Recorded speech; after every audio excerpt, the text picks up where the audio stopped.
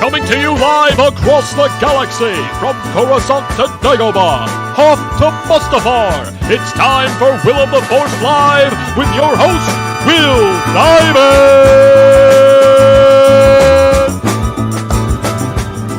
Hello there. Ladies and gentlemen, how are we doing on this fine Monday? What day is it? What's the date today? I have no idea. Today is June 10th.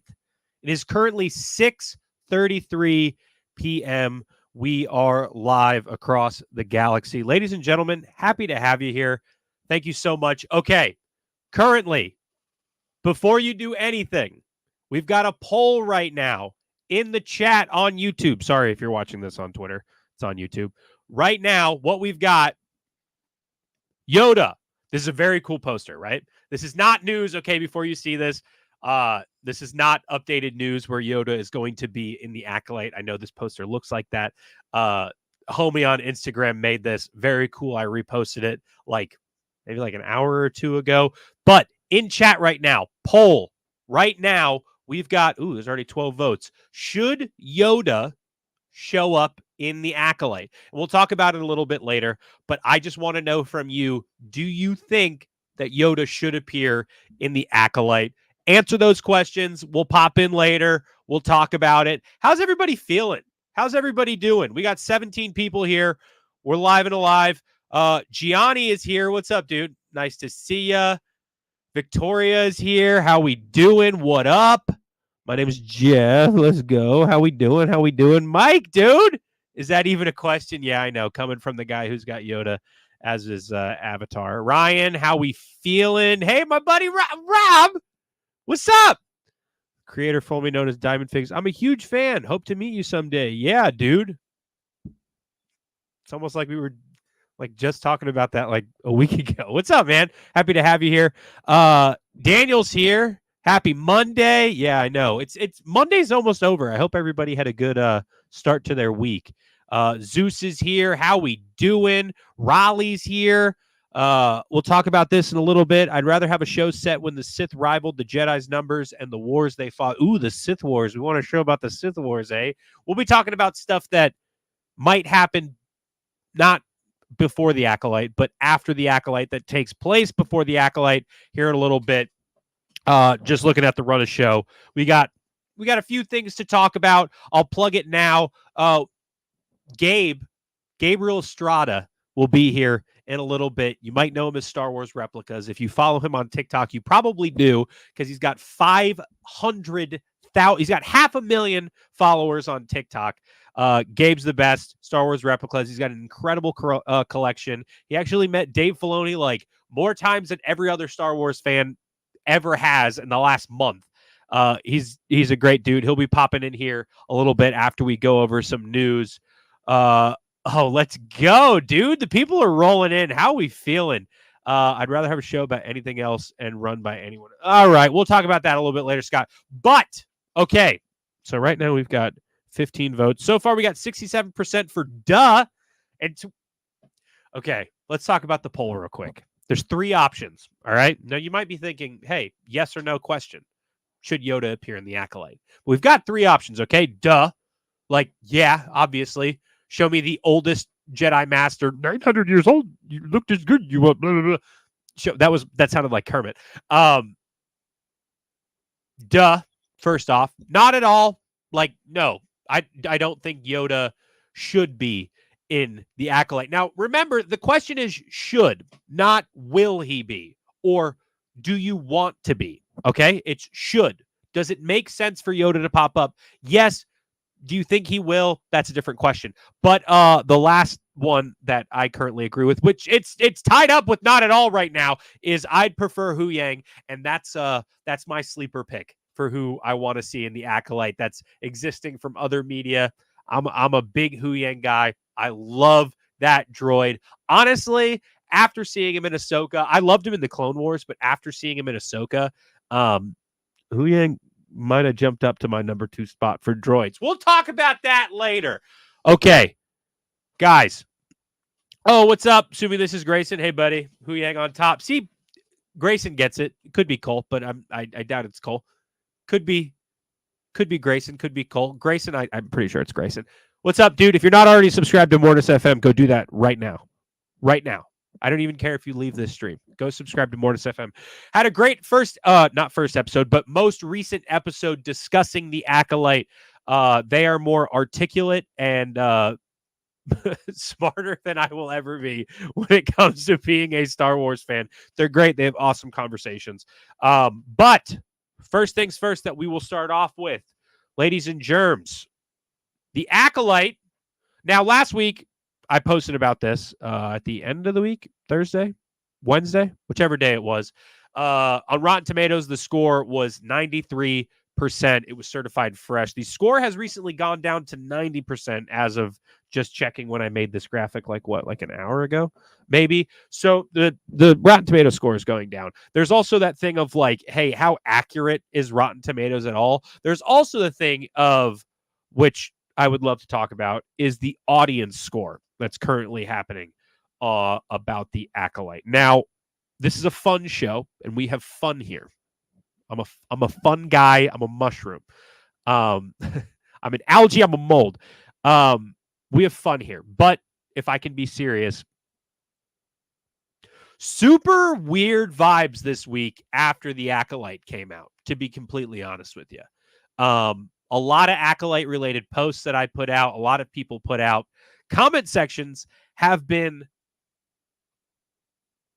a wasteland, for lack of a better word, for people who either don't support the show or don't like it. It's just in the way that they show they don't like it. And it goes both ways, because there are Star Wars fans. Look, Star Wars fans are, in my opinion, the most passionate fan base in the world. The most. There is nothing that compares. I mean, you could say comic books, but that ranges all over the place. Star Wars, the most passionate fans in the world. And it's great. It's phenomenal. However, like Anakin in Revenge of the Sith, it's just about how that passion is used and what that turns into. I've got two things that I want to bring up on this, and then two people who articulated this better than I ever could. So we're going to watch what they have to say, and I'm going to read one thing, and then we'll get back into it. The first thing, if I can actually share my screen real quick, folks, and shout out to all 30 people in here right now. How we doing? We're just going to watch this quick. All right. I'll give my thoughts on it because this is something I saw and I was like, man, this is articulated better than I ever could. So let's do this. Let's do this, and we'll watch it real quick. Okay? That's it. I'm going to play it fast. Just give me thumbs up in chat if we can hear this. I think it's important to remember there. You guys hear that? There's 30 people in here. One person just has to answer that they can hear it. That's it. I'm going to play it. And it's, hey, here's the thing. If I play it and you guys can't hear it, this will suck, but I'm going to talk about it. Okay. Let's go. I'm pretty sure you guys can hear it. All right? I'm pretty sure we can. Yeah, Rob. See, thanks, Rob. Thanks, Rob. Okay, we're all good. Yeah, there we go. A little bit of a delay here, folks. Let's play it. Okay, this is Christina Ariel, who, if you don't already know, Critical Role, Dimension 20, hilarious, host at Star Wars Celebration all the time, phenomenal Star Wars fan. They actually just did a reading, like a playthrough reading, like improv playthrough reading of The Phantom Menace, and Christina was in it, but Bobby Moynihan was Darth Maul. Phenomenal if you haven't watched it yet. I'll put it in chat a little bit later. But let's watch this. This is going to be real quick. Just a minute and 24 seconds. We'll watch it. We'll see what you guys have to say. I'm sure everybody's going to be real chill about this in the comments. There is going to be a very loud contingent that is going to have their issues with it. You can choose to engage with what you love. You can choose to continue to protect your peace. If you love the show, love the show. No one gets to determine your fandom. No one gets to dictate how much of a fan, a real fan, or anything that you are. If you love a thing, it doesn't matter if you have 47 collectibles, 0 collectibles, any of it. None of that matters. Too many If collectibles. you like a thing, then you like a thing, and no one gets to tell you that you don't. No one dictates that for you. Protect your peace. Above all, this is a welcoming place. This era has been a welcoming place. This new era of that era is going to continue to be a welcoming place if we make it that way. Be kind, and just remember, it's Star Wars. We're all here because at some part of us, we love it and we want to be. So just love the thing you Facts. love. Well said. And I couldn't agree more that the second I hear the term like real fan or true fans like this or that, like, nope, doesn't matter. You like what you like, you dislike what you dislike, and you don't make Yeah. it anyone else's problem. Don't yuck other people's yum. You know, There we just leave it go! alone. If you don't like it, don't engage with the conversation. Find So, the thing you love and talk about that. There's enough darkness in the world. Don't add to that cloud. A bingo, baby. First off, Molly saying don't yuck somebody else's yum. If you go to my Instagram right now and you go look at the pinned Instagram post, I love that term, don't yuck somebody else's yum, but it's true. And this is something that I wanted to talk about when it comes to the Acolyte. Star Wars fans as a whole, because it kind of happened during Ahsoka, and then when Andor, there was like this weird thing of like teams of rivalries between like, oh, I love Andor or I love Ahsoka, and it was like pinned head to head. If you don't like the Acolyte, that's okay. There's a lot of stuff in Star Wars that I don't like. There's a lot of stuff in Star Wars I do like. But here's the thing. It's weird vibes to be aggressive, for lack of a better word, in comment sections. I think it's crazy to me. Just read what you read before you hit send on comments. Just read it out loud. If your grandma would be cool with what you're about to put in a comment section, then post it. And I'm not saying my grandma's cool with everything I comment. I mean, look, we're not all perfect people, okay? We're not all Luke Skywalker, all right? Or Qui-Gon Jinn, because I guess Luke Skywalker isn't perfect because of The Last Jedi and the sequel trilogy. But whatever, okay? We're all just trying our best. I get if you do not like the Acolyte. I get it. And this is the end of what I'm going to talk about it before I read this last thing. But just be nice to people. That's all you have to do. In comment sections and going back and forth, social interactions are no different than in-person interactions. Just because you are behind a keyboard does not mean that what you are doing can affect somebody else, can change somebody else's opinion. And here's the thing. Maybe if you're cool about it and your goal is to change somebody else's opinion, which honestly, at the end of the day, I don't think should be your opinion. And I'm not trying to say that here. I like the Acolyte. I'm never going to tell you to go like the Acolyte. It's fine. We're 2 episodes in. Who knows what's going to happen with the rest of the show? All I'm saying is be nice to people. And the last thing I'm going to bring up before we get into some other news is this is probably the best way I could go about saying this. Isabella Amidala, if you aren't already following, go on Instagram and Twitter and everywhere. Does great stuff. Half of Punch It Chewy podcast.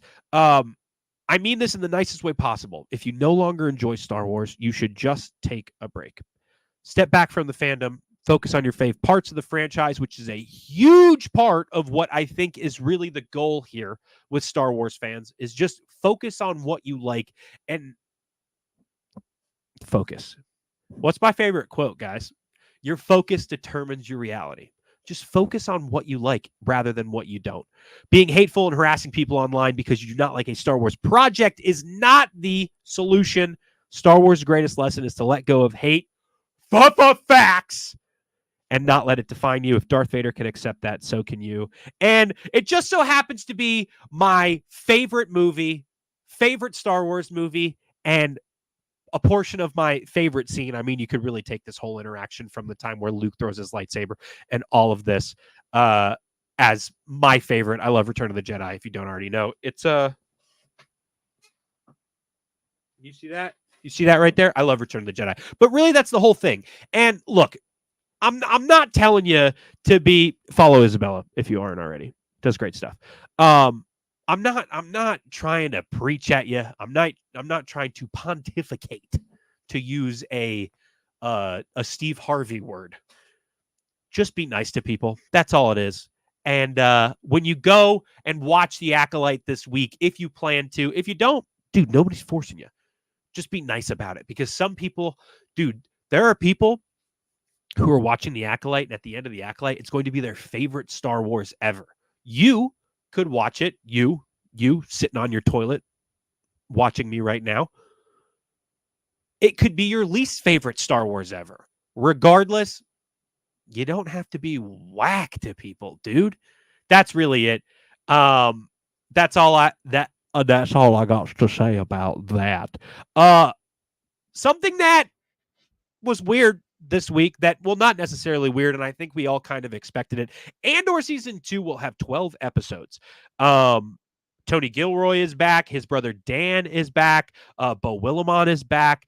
There's one other guy who I forget his name, but a lot of the same writing crew is back for those 12 episodes. A few months ago, now this was during the strike. I want to say it's June now. When were the Oscars and when were the Emmys? March, April, maybe April, beginning of April, end of March, whenever it was. Diego Luna was on the red carpet, and they asked him about it, and he was about to go do the last 12 weeks of shooting for Andor to finish that up. So I think it's coming soon. Don't hold me to that. However, 12 episodes is great. Is there another live action show that got 12 episodes like this? Other than, because was Mando 12 episodes? Book of Boba Fett was 6. Mando 1 season 2. Mando would be the closest if anybody's getting 12 episodes. But like Andor season 1 had the 12. Now this has the 12. I'm excited for Andor season 2. My question for you, and I've got my opinion on it. Now that we are moving, so at the end of Andor, spoilers if you haven't seen it, you Star Wars fans who are in here and haven't seen the end of Andor. At the end of Andor, we see that the Death Star is being built, kind of like the end of Revenge of the Sith, where Darth Vader is standing there with Palpatine, and there's the guy who is Tarkin, but like is wearing like the biggest face prosthetics for Tarkin in there. It's fine. Super excited that Andor season 2 will have 12 episodes. Last thing of news that we're going to talk about before we get my guy Gabe in here. They released new footage for Star Wars Outlaws today. And look, I really enjoy the story of Cal Kestis. I played Fallen Order. I did not play through Survivor. I watched a lot of it.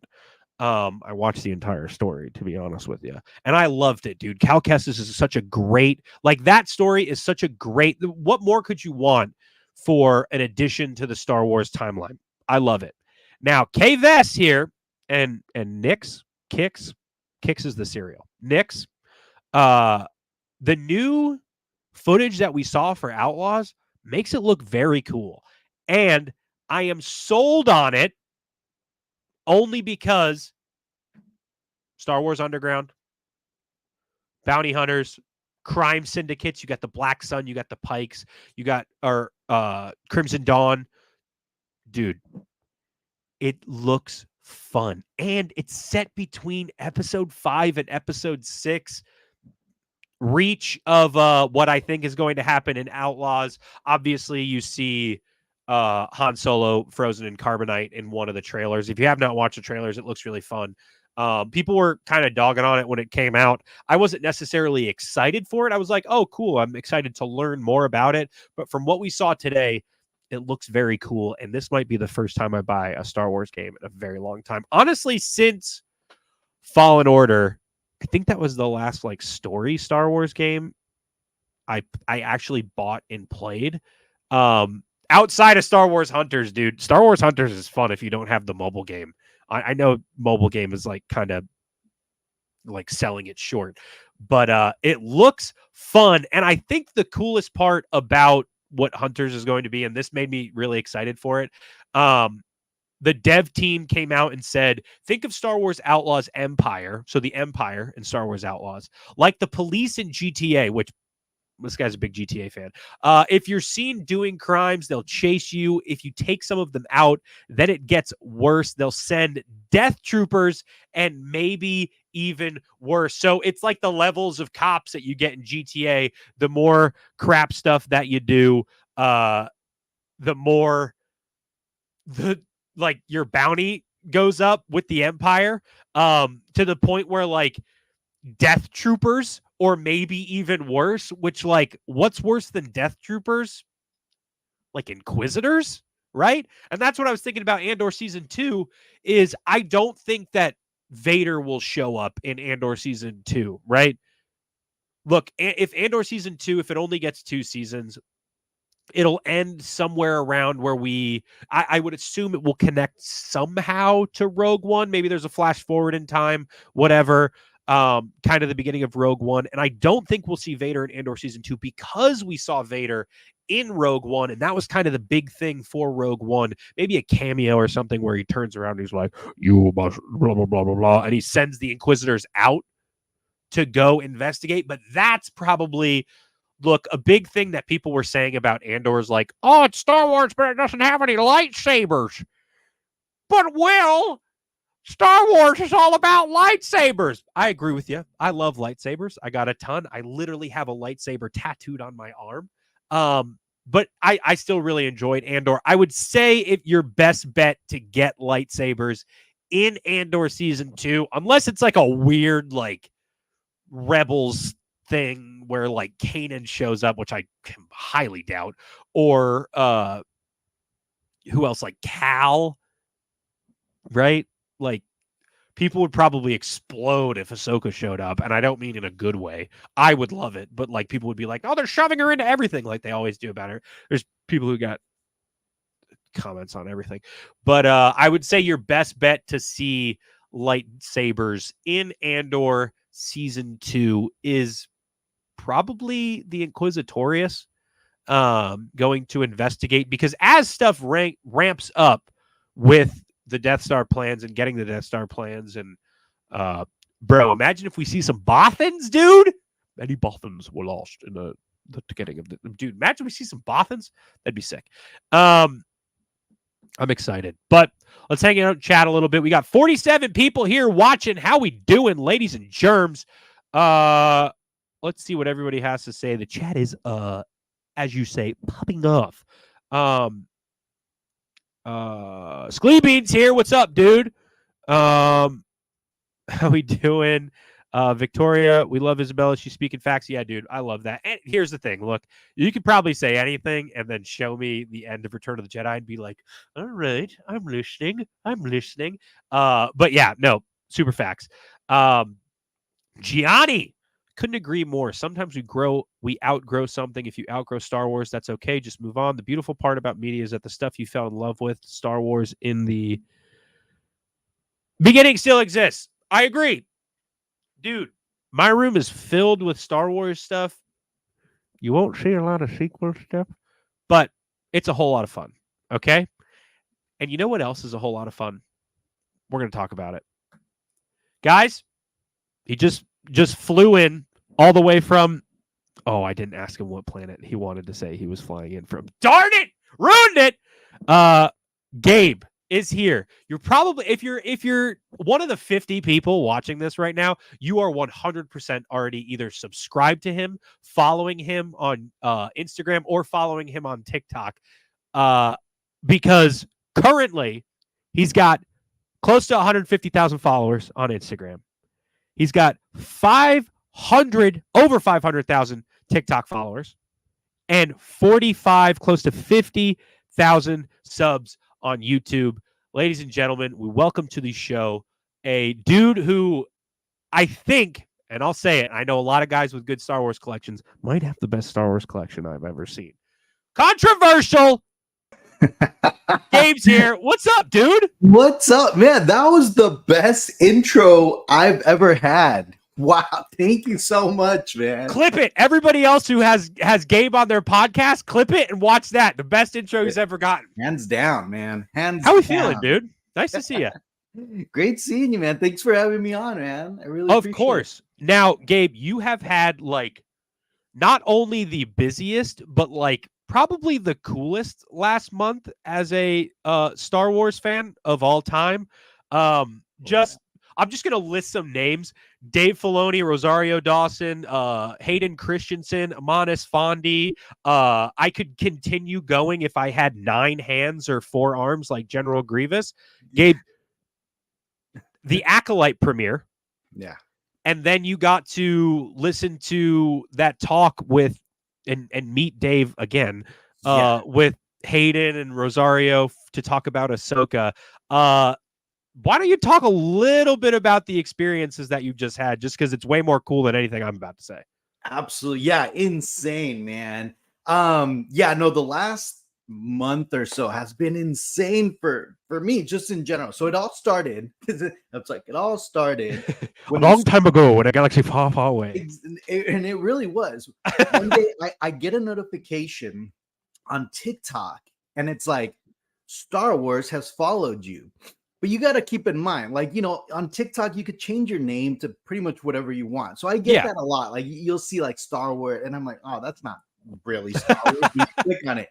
But then the actual account followed me, and I was like, whoa, what the heck? A few minutes later, they reach out, and they're like, hey, Gabe, we'd like to invite you to the world premiere of the Acolyte, or the red carpet premiere of the Acolyte, you and a guest. And I'm just like, what is going on, right? Not only like was I already freaking out that they were following me, right? Because that's a huge deal, especially on TikTok. Like, they have such a huge following over there. That alone, but then the invite. So I got to go to the red carpet premiere of the Acolyte. It was just a mind-blowing experience, just being there, right? Just in general. It was in Hollywood. So I'm in Southern California as well. I'm in San Diego. Yeah. So me and my wife drove up. We got all fancy. Conveniently very close to Lucasfilm, right? Kind of. Actually, Lucasfilm is in San Francisco. So like, didn't they? I thought they just opened a new. Didn't they open a new thing? There's a Burbank office that's what I'm thinking. That one's closer, and that's where they had a lot of content creators. Go to recently. Yep, that's what I'm thinking of. But the official like Lucasfilm campus is in the Presidio in San Francisco. So that one's a little bit further away. Which, by the way, I got to tour back in November. So like, it's been just a crazy like. You're living the dream, brother. 6 months, right? It's just been insane. But anyways, so they invite me. We walked the red carpet. That was really cool. Yeah. For some reason, they had the NBA championship trophy there. I was gonna ask you about that because probably the coolest thing that I have ever seen. So I'll let you in on a secret. Yeah. This jacket is highly inspired by the person who you happen to throw that lightsaber to. Just because I am incredibly jealous of the Ahsoka crew jackets that they all have, that Amon gets to wear to all the cons. But I don't mean to steal your thunder, but it's just when I saw that, I sent it to like everybody I know. I'm like, this guy just, what doesn't this guy get to do? It's awesome. Well, what's crazy is that so there's the championship trophy was just randomly there, right? Yeah. And at first, kind of people just bypassing it, right? They're like, what the heck? But what we started noticing is that so there was this section for press, and the trophy was right after the press section. So it just happened that like everybody right after they did press, they would just kind of land right there at the trophy, which is kind of at the end, but before like where they had like the screen use costume and the lightsabers and all that. Yeah. So we decided, and I was there with my wife, but there was a couple other content creators that I was kind of just hanging out with just because I know them. Like Carly King. We were just kind of hanging out, right? And we just ended up picking that little spot to just kind of hang out. So we ended up becoming kind of like the last leg of the press. So we ended up getting some like crazy footage. So sure enough, we see Iman and basically the whole Ahsoka cast was just kind of coming down the line. And at one point, I think it was Yeah, I think it was Amon, and then they kind of like they saw Cameron, you know, freaking, from the video game and Cal Kestis, everybody. Cal Kestis, yep. And they kind of go say hi to him, and then they go back to the trophy and they're gonna take a picture. Well, at that point, everyone kind of had lightsabers except Amon, and my wife's one of those like she like degaffs, right? Because she's not like a hardcore Star Wars fan, so she sees these people as like normal people. Yeah. So we're there, and she's like, she kind of like she makes funny comments, and it gets people's attention. So my wife's like, "Hey, Amon, you want a lightsaber?" And he's like, "Yeah, yeah." And he's like, "Throw it." And I'm like, and she means my lightsaber. Yeah. And I'm like, and I have an Ahsoka saber that, by the way, that I had in my hand, and I was like, all right. And I throw it, and I'm first of all, like, I'm nervous that I'm gonna hit that trophy. Imagine I throw it, and it just, is it like one of your like sturdy lightsabers too, where like this thing is heavy? It's actually my only NeoPixel lightsaber that I own, because I collect like the prop replicas. Yeah, only NeoPixel lightsaber in my collection, and you know, again, it's heavy. It's not like it's not like a plastic. No, that thing's a weapon. If you were to hit somebody with it, it's a real weapon. Yeah. So then I'm thinking in my head, I'm like, oh, like I better not mess this up. Like if I throw it like weird, like where it starts flopping or something, it's just gonna fall on the ground. It's gonna be, you know, but no, luckily, like I throw it and it's like a perfect throw. He catches it, makes a little swing, takes the picture, and then when he goes back to because he didn't like really see me, right? It was my wife really that was like, hey, throw it. There's just a lightsaber flying at him from the ether. Yeah. So after the picture, he kind of goes back and he's like, hey, whose lightsaber is this? And then I'm like, oh, it's mine. And then he recognizes me because I met him at the Fan Expo back in, I think, around November too, right? So when Mark Hamill was in San Francisco. Right. We were there again, you know, and he was in the lobby of the hotel, like the bar lobby. And we're just kind of hanging out with him. He kind of hung out with our group, and you know, I showed him my collection, and we're just chatting. And he like recognized me from that. And he's like, "Yo, what's up, bro?" And I'm like, "What is that the one where you were with the guys who had the Yoda?" The Yoda, yep, dude, that is my favorite.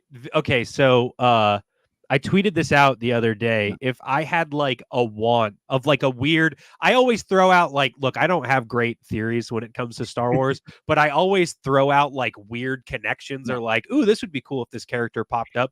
Currently in the chat right now, I have Will Yoda show up in the Acolyte. But the third answer is I'd prefer Hu Yang, just because I love Hu Yang and I'd love for him to pop up. But that Amon video, where he's like touching, where he's like, and he starts and it's like the ET thing. Yeah. I would love to see Yoda pop up as a Force ghost just because of his conversations with Ezra in Rebels. I would love to see him pop up as a Force ghost at some point, either in Ahsoka season 2 or later, or if Dave's movie has Ezra in it or all that stuff. Would love to see it. But that video is so cool, especially because that Yoda puppet, that's like the real deal. Yeah. So I think that might be my video, right? Like, because that's where I was like stationed. Of course it is. And of course it is. And I have so much footage from that, like with the Yoda, because I was the media guy in that group, right? Because it was like Gino who created the Yoda, and I'll talk a little bit about the Yoda, but he's the one who was puppeteering it. Carly King was puppeteering the right hand. That's Carly in that video there doing that? Yeah. She's puppeteering. So it was a little group of us. So it was Carly on the other side. Bob Farmer, who's also, he's a huge alien collector. He has a bunch of stuff.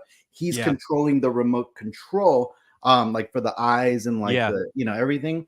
And then I was going to be the filming guy. I was the one that was going to capture everything. So the video that you see, it's either mine or Justin from SW Props, because we were kind of together around that time. Yeah. And we were like trying to like not cross each other's like phone streams, right?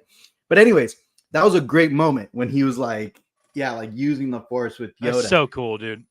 So that Yoda is actually made with the original molds that Freeborn had. right? Wow. So Freeborn originally created the Yoda for Empire Strikes Back. Yeah. And basically what happened is after he created them, he kept the molds. So he didn't turn them over to Lucasfilm. So Lucasfilm only had copies. Sounds of like that. something you're not allowed to do. Well, I mean, he was an artist. He was, Oh yeah, no, of course. he was commissioned to do that. Then for Return of the Jedi, he created another one for him, but he still like held on to the molds. Well, you got to remember, foam latex deteriorates over time. So when you 100%. see the Yoda that's in the archives, it's all torn apart because it just Yeah. disintegrated. So what happened is when Freeborn passed away or was passing away, like it was kind of, you know, later in his life, he started selling a lot of his stuff, and it was through auctions and stuff like that. Well, Gino's very well connected in the collecting world, and not just like prop replicas, but like screen use props, right? Right. So he kind of found all the molds for everything: the hands, the cane, the head, the feet, everything. He put them all together, and he recreated the Yoda. And then because he was the art director for EFX Collectibles at that time, he had access to the Lucasfilm archives. So he was able to study the mechanisms, the skeleton, I'd be geeking out, dude. the way the pulleys work and all that Yeah. stuff, like with the eyes. So he replicated that Yoda like 1-to-1. Lucasfilm doesn't even own a Yoda that accurate because, again, It looked incredible from the stuff that I saw you post. it's the only one, and it's insane Wow. because like it actually looks like Yoda, right? When you look at, Yeah. you know, compared to like the one that they did for like The Last Jedi, where he kind of looks a little bloated, a little chubby, you know, almost like baby His face. mouth was like a whole lot tighter, I feel too. And that's the thing. That's people don't know that is that there's actually multiple molds of his upper lip. The upper lip is a separate mold, and people didn't realize it. In fact, Lucasfilm, I don't think later down the line realized that. So I think that's why it looks so weird because they don't have the original because that part deteriorated. But anyways, Gino has it, and his Yoda is insane. Yeah, you guys go check it out. I think his account is called Star Wars Icons on YouTube, on everywhere. That Yoda is intense. Anyway, It's awesome. Yes, that's that video, and that's where I met him on, and that's where I kind of interacted with him the most. Yeah. So at the premiere, it was really cool for him to recognize me, and you know, it was just kind of like one of those like, "Hey, what's up?" And what's funny is that he was telling us about a short film that he did called Pepito, and he was telling me how he's so proud of it and this and that. I told my wife about it, and my wife at the red carpet premiere was like, "Hey, Pepito," and he like immediately turned to my wife, was like, "Wait, you saw that movie?" And she's like, "Wow, no, my husband just told me about it." And you could just see his like, "Oh man." That's so funny. Nah, I didn't watch it. Anyway, oh man, that's so funny. Okay, I've got a few questions from what we just talked about. And I should know this as a pretty big Yoda fan. Return of the Jedi is my favorite of the Star Wars films of all time. First thing, I was doing a little digging on you, like going through your Instagram, and I believe from where you're sitting, like there's a wall to the right of you that has a bunch of Return of the Jedi stuff on it. Like yeah, that's it. Yeah. Dude, oh, and that's the Rancor that we talked about. That thing is so sick. Yeah, so that one's actually, that's a scan from the original puppet. So the puppet that's in the archives, it was a handheld puppet, right? If you watch any of the behind the scenes, Regal Robot went to the Lucasfilm archives and digitally scanned the original puppet. So you kind of can't, let me see. Let me see if I can see how close I can get you guys. I do not want you to. Okay, I was going to say, I was like, I don't want you to mess with anything. So you can't really see like how far it is, but so like, I mean, it looks incredible from here. Just, that's awesome. Yeah, they only made 83 of them. As a kind of as a tribute to Return of the Jedi, and yeah, those have been long sold out. And it's like I said, it's big. Like if you like compare it in size, like, it's probably about maybe about 18 inches, 20 inches big. So it's a pretty sizable puppet. And is it it's puppet? So like if you wanted to, you could use it as the puppet itself, or No. Okay. No. So yeah, it's resin. They made it out of resin. Gotcha. So you can't pose it or anything. I was gonna say, I was like, that's all I would be doing is just around my house with a Rancor. Yeah, no. So that's the crazy thing about Regal Robot is that like the CZ3, all the maquettes. So they just released this maquette right here. They haven't. Yeah, the Jar Jar. Yeah, the Gungan. Yeah, so they've been going into the Lucasfilm archives and digitally scanning the concept, like the concept maquettes. Yeah. Basically, it's everything that the artist would create prior to George Lucas walking in, and picking out which like creature they wanted. So basically, George Lucas would say like, yeah, that one. I'll put that one in. Sure. And they've been going and scanning all those little maquettes, and it's like piece of Star Wars history. It's crazy. Dude, I'd be geeking out. That's so much fun. I mean, this is the kind of stuff where like the reason I love or like I fell in love with Star Wars is I had the they're actually over there, but like I had the VHS tapes, but the behind the scenes is what I watched all Star the Wars time. to Jedi. Dude, wait. Was that it? Yeah. Yes. Ooh. Dude, I watch this thing all the time. So this isn't the original one I have is over there, and it's like beat up because I was 6 years old and throwing it down the stairs and being a nuisance for my family. I apologize. I love you, Mom. But this thing is so important to the reason I am a fan. So I love seeing stuff like this in your collection. Now, Dave Filoni. No. What was it like? Because you've met him twice now? Back to back weekends. It's crazy.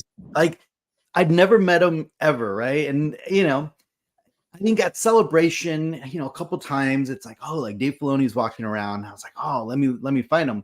But I never met him. And then at the red carpet premiere, right? Once we go inside the theater, I was like, man, like I got to kind of just say hi, and I met Ahmed Best and like a bunch of the stars that were walking. That was probably so cool. Shout out to him for rocking Jays to the red carpet premiere too. That was pretty sick. Yeah. So as I'm walking in, I see another creator kind of waiting there, and I was like, oh man, I missed. I wish I would have seen Dave Filoni, and he's like, he just went in, like he just walked in. I was like, what? How did I not see him? He's like, yeah, he's not wearing a hat. I was like, what? Okay. You're looking for the cowboy hat. Exactly. So we walk in, and as we walk in, this is the kind of most surreal thing. As I'm walking in, I'm actually right behind Natasha.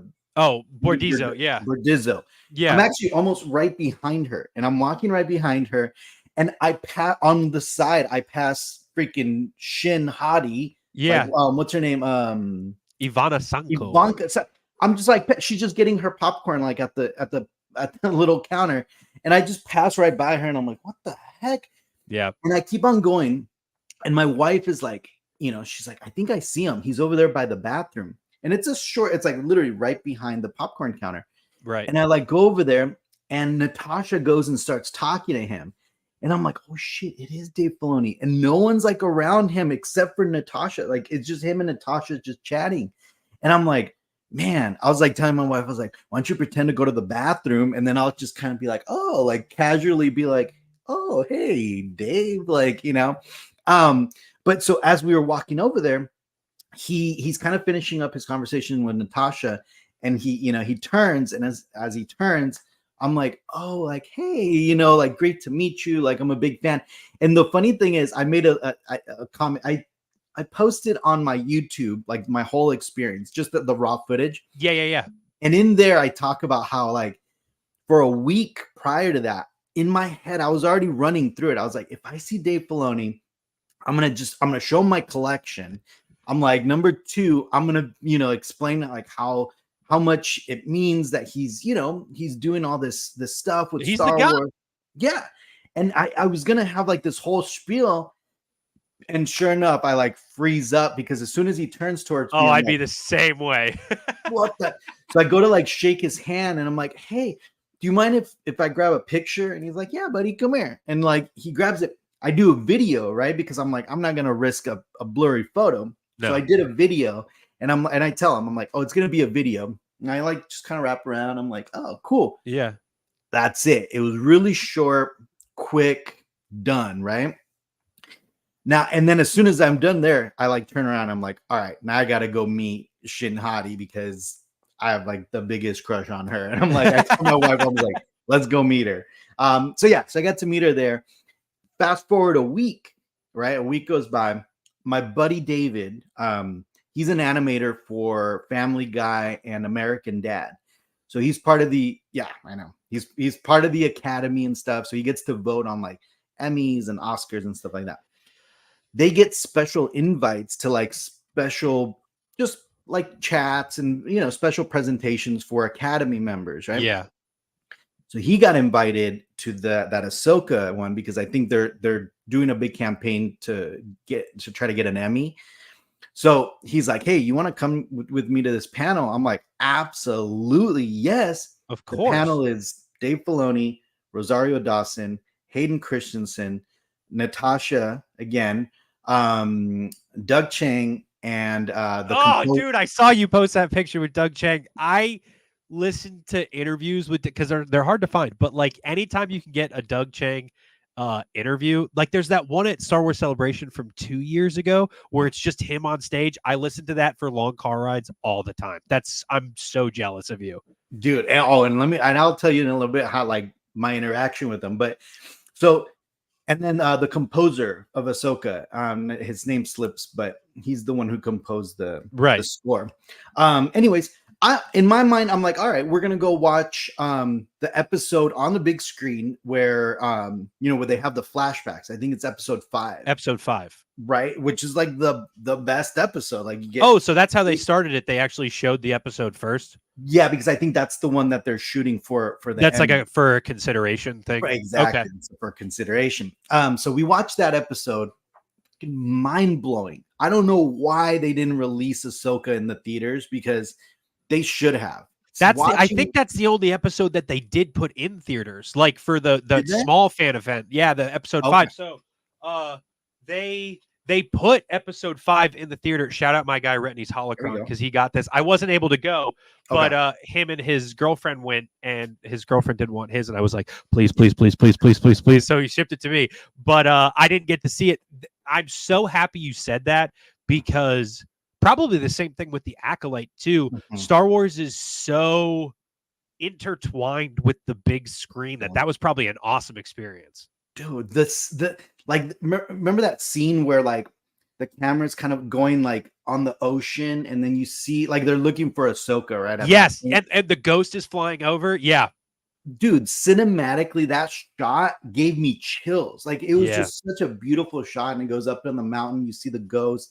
Beautiful. Anyways, the sound.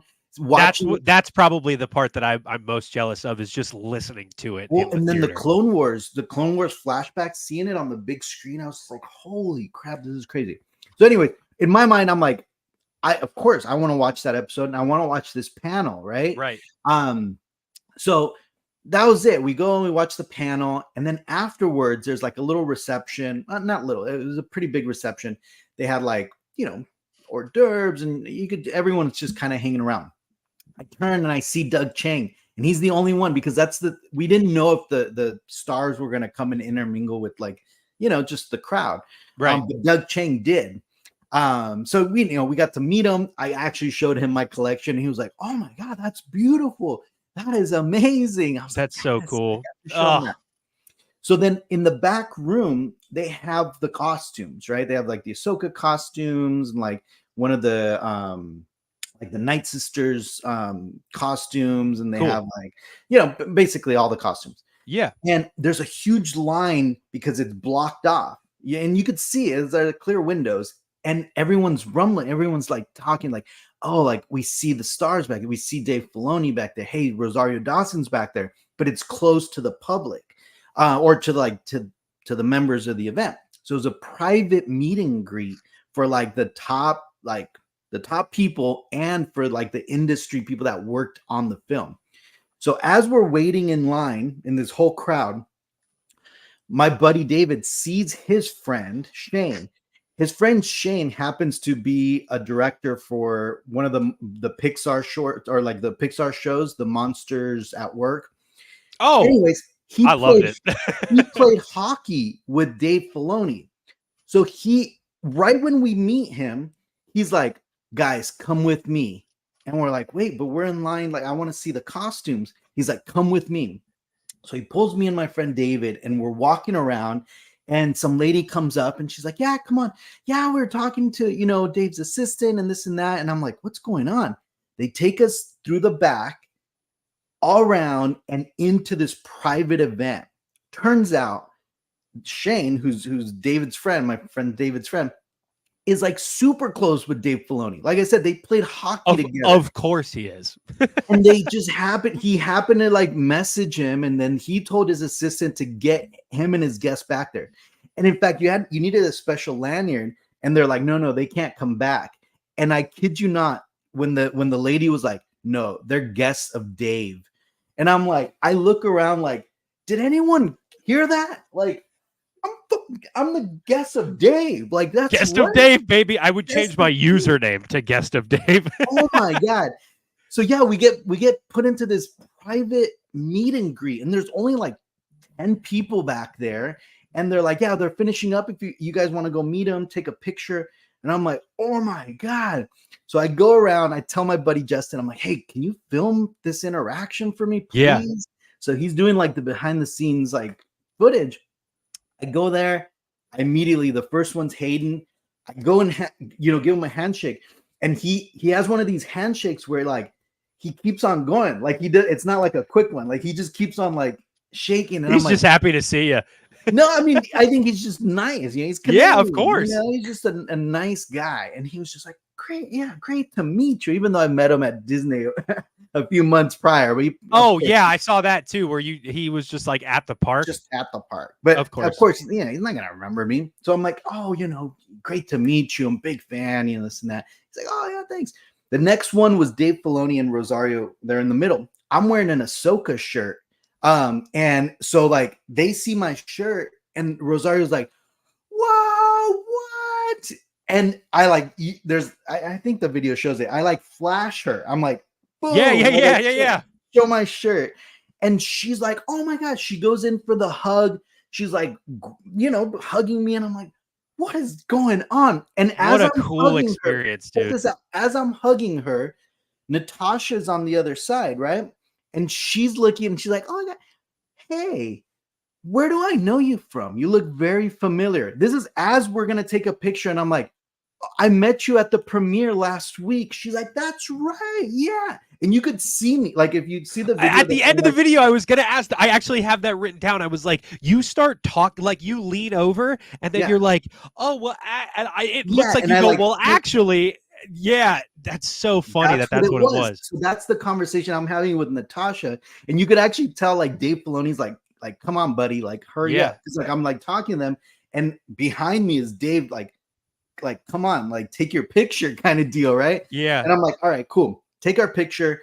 They move us off to the side, and then they start kicking everyone out of even that private room. They start kicking all the private people out. So we're like, oh, I guess that was it. Like, we're done with the private meet and greet.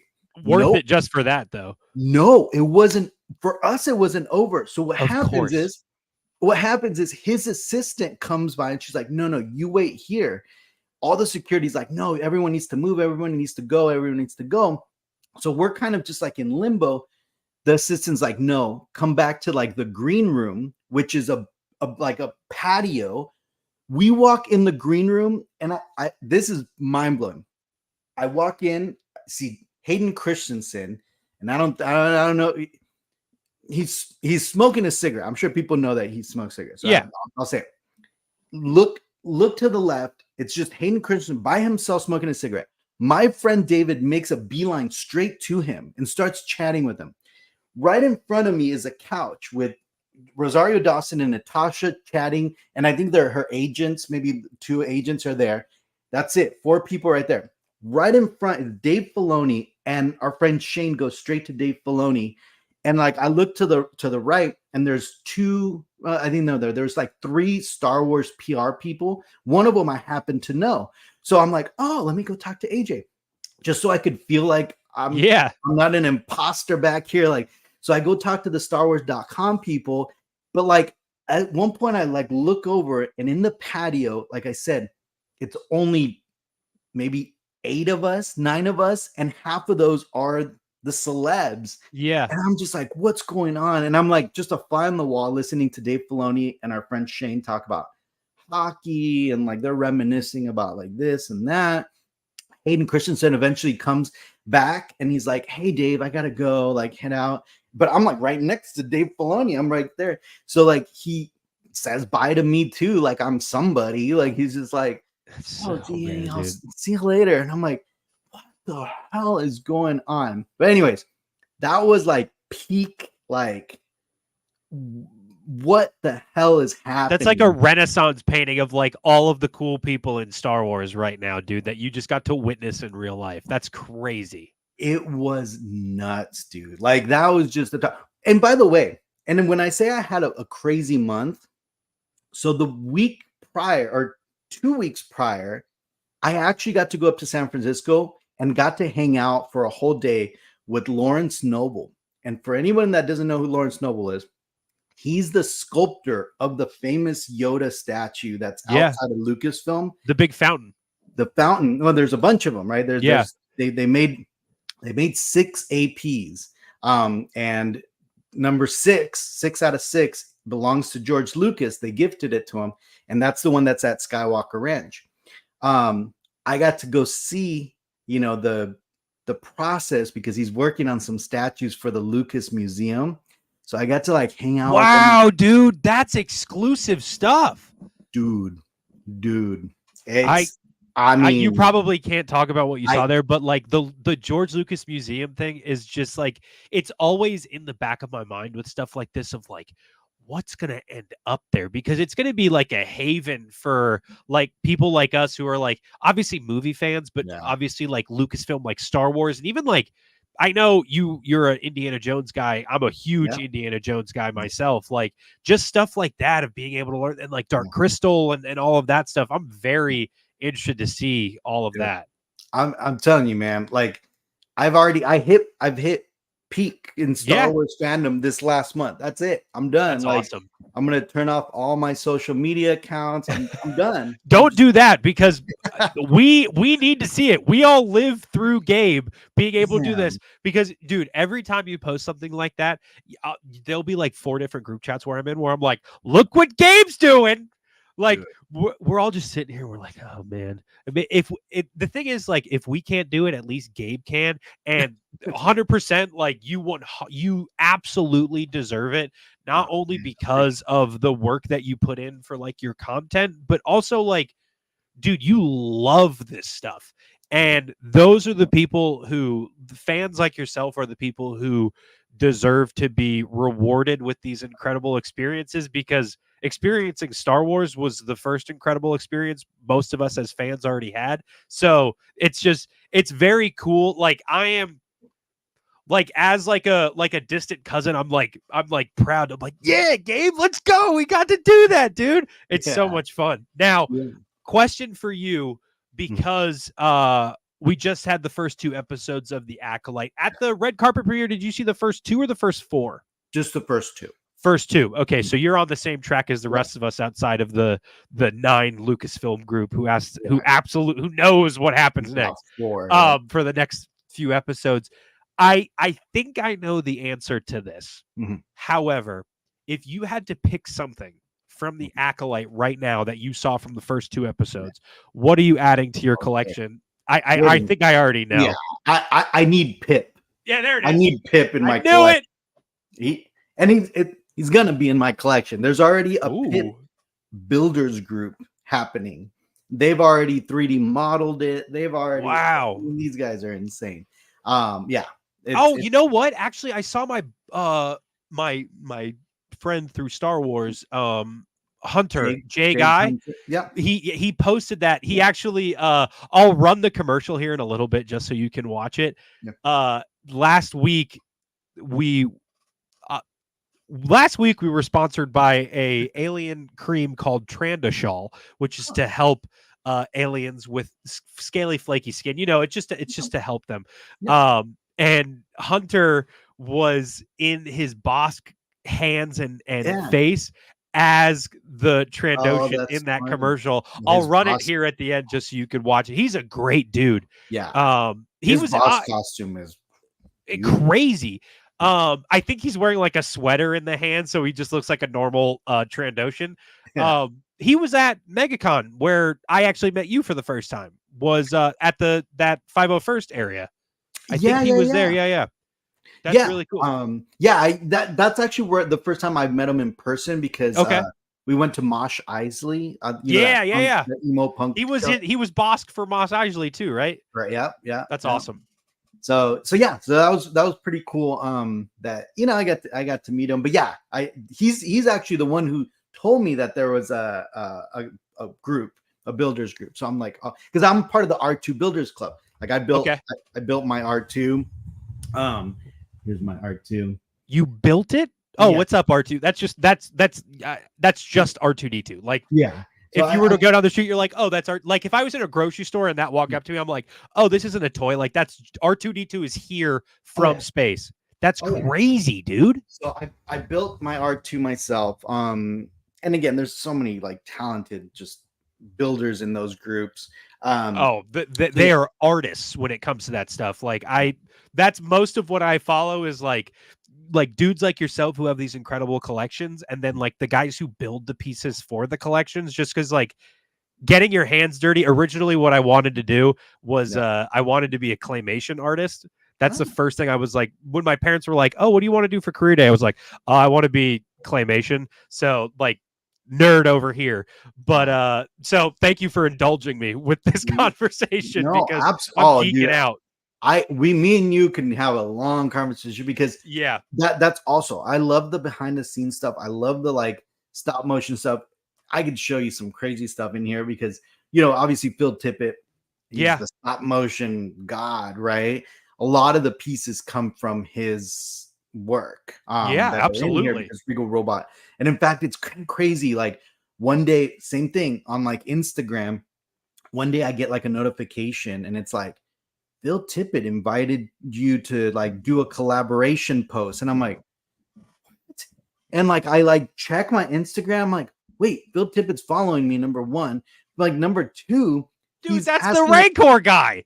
A collaboration on we've done like 5 of them by now. So if you like scroll down to like my Instagram, there's all these collaborations. He did little work on the Acolyte too, right? I'm pretty sure that was some news that came out. I posted that a while ago that he was signed on to do some work for the Acolyte for like, I don't know if it was, I'm assuming it was like what he's Phil Tippett returns for Skeleton Crew, not the Acolyte, for Skeleton Crew. Yeah. That's very cool. That makes me super excited.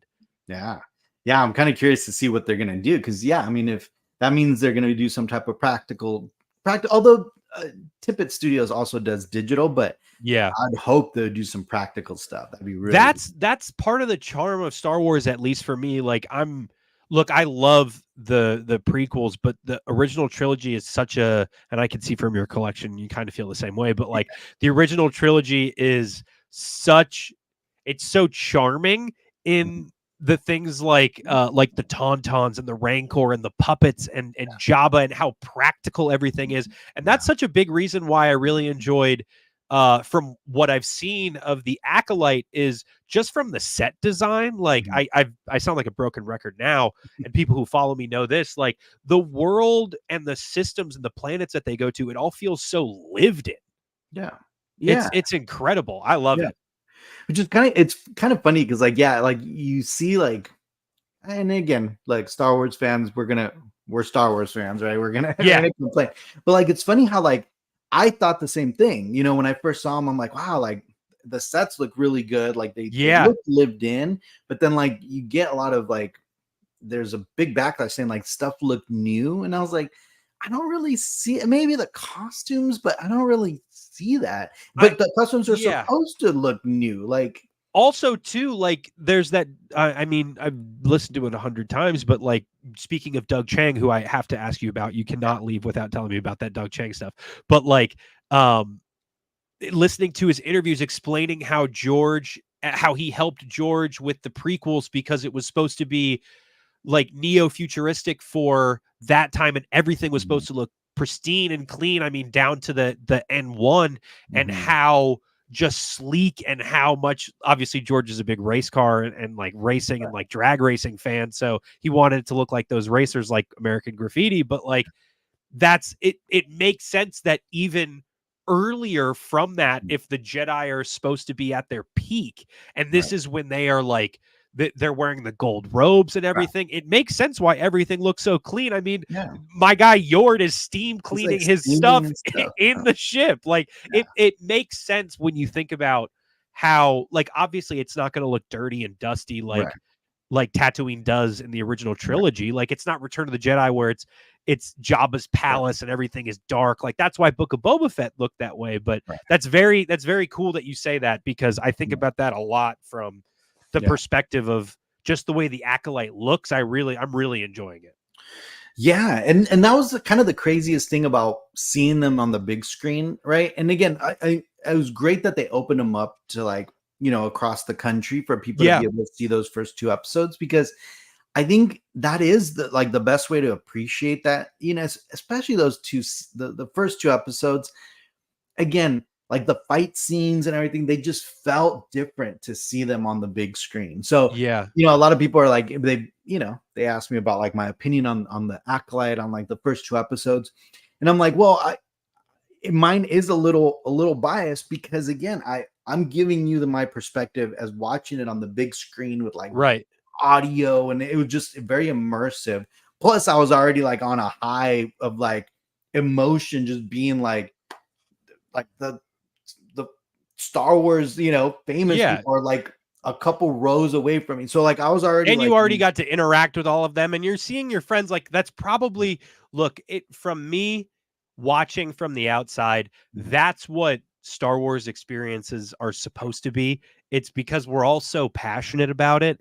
And when you can go there, and I mean, it's literally called Star Wars Celebration for a reason, but when you can go to these events and celebrate Star Wars in that way, just because everybody has that same love for it, regardless of if you like it or not, but like having that celebration and finding, look, Cal Kestis was there, the cast of Ahsoka was there, Dave was there. Like, these are all people who don't show up in the Acolyte, but they're all there celebrating it. That's such a cool vibe, man. Yeah.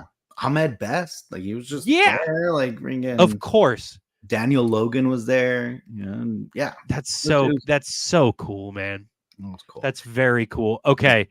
So last thing I have for you, this is the last question, because this is something I'm dying about. And I think my buddy Grayson from Mortis FM, he brought this up. Just for me personally, favorite lightsaber design. Ooh, by far, it's Luke's Return of the Jedi saber, like 100%, hands down. And I know, right? Wait, this side. Look at this, dude. Look at this. It's literally right here. I've got it tattooed on me. It's the best. It's the best. Oh yeah, 100%. Now you probably know everything about like the different models and everything, and what was used in the weathering for like Return of the Jedi version, and like all the different versions. Is there a specific from that you like have a favorite of? I like the V2, which is the one, basically the one that you see like in the Emperor scene. Well, here.